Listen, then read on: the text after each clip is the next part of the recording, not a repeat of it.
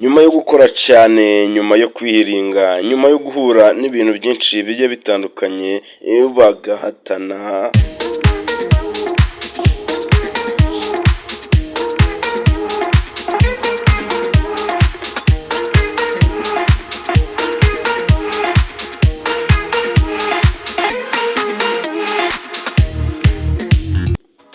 Ngo byagenze gute rero? Abo bajeni rero nibwo bari bari ku ishuri bariga babikunze bavuga ati reka turangize turebe ko twabona akazi ka leta yaduha akazi, bityo rero tukabasha kuba twakorera amafaranga.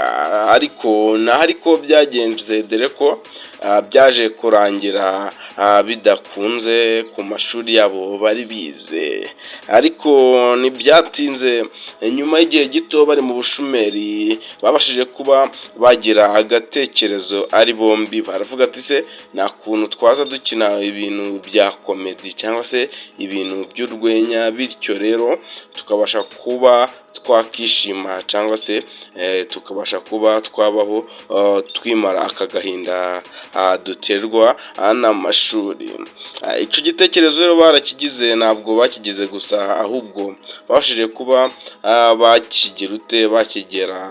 bakigeza ku muntu umwe ugiye utandukanye ubasha kuba wabafasha. Bakimukojeje uwo muntu arababwira ati reka ati ibyo bintu ni akantu kibereyemo. Rero bo ku giti cyabo baravuga ati tugomba gukora rero ibi bintu dore ko tubikunze, tugomba kubikora uko byagenda kose. Baravuga ati rero ati tugomba gukoresha uburyo turajya mu mujyi ati turebe ko ibyo ari byo, turebe ko byakunda. Uyu rero buri kantu na buri nguni niyo mazina yabo biyita, ariko Abudurahimu ni uwo buri kantu.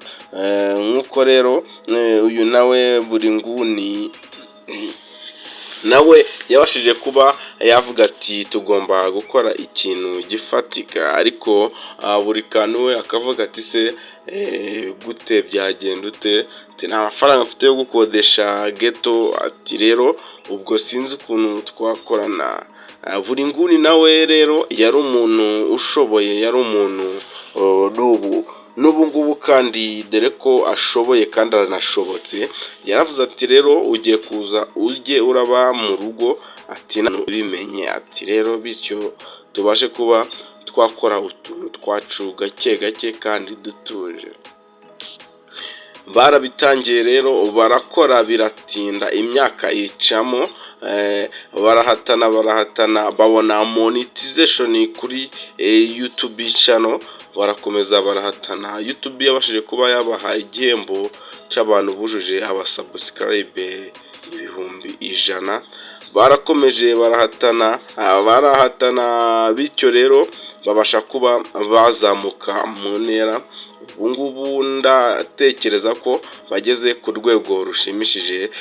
Ni intangarugero z'abantu cyangwa se z'aba content creator bakiri batoya babashije kuba babagenderaho, kuko nabo bavuga ko baciye mu bintu bigoye ati bibabaje, ariko bakabasha kuba bakihangana kugira ngo babashe kuba bagera ku byo biyemeje. Bavuze ko harimo biranega nyinshi zigiye zitandukanye, bagenda bavuga ati ahantu henshi twagiye tujya gushaka interview bakatubwira ngo nta kintu kibereyemo, atari ku ubu natwe byarafashwe cyangwa se byaremeye, dore ko ubu amakampani agenda abizera bakabasha kuba bakamamaza. Dore ko amakampani menshi agenda avuga ati musaze dukorane, rero bityo bagasinyana kontara bakabakubita akayabo k'amafaranga. Ubona ko ari abajeni bakimeze neza, ubona ko bafite gahunda yo kuba bakora ibintu byinshi cyane, ubona ko bakunda n'igihugu muri rusange. Rero aba bajeni bombi rero ubu ngubu babashije kuba bagura imodoka yabo bagomba kuba bagendamo, bavuga ati ntabwo twaba dukora ibi bintu tugende n'amaguru.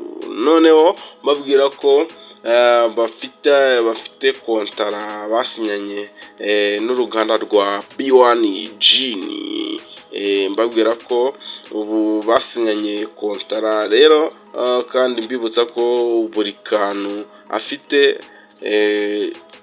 kampani cyangwa se aho bakorera intebe ze ariyo bita buri kantu ati. Urumva ko bamajije kuba bazamura intera, bamajije kuba bakiteza imbere muri rusange. Ni ibintu byiza rero, reka twirinde gucika intege ahubwo dukore tujya imbere duharanira gutsinda ati, kandi kugera kure siko gupfa ati, tuzagerayo dukomeze dukore kandi twihanganye. Rero nshuti twakomeje kubona mu kiganiro, nk'utse ko nimba utarakora subscribe ikore kugira ngo ibintu biganiro byiza tuza tubagezaho izobageraho ku gihe. Mwari kumwe na Benjamin, ndabashimiye, Imana ibarinde, ndabakunda cyane, ciao ciao.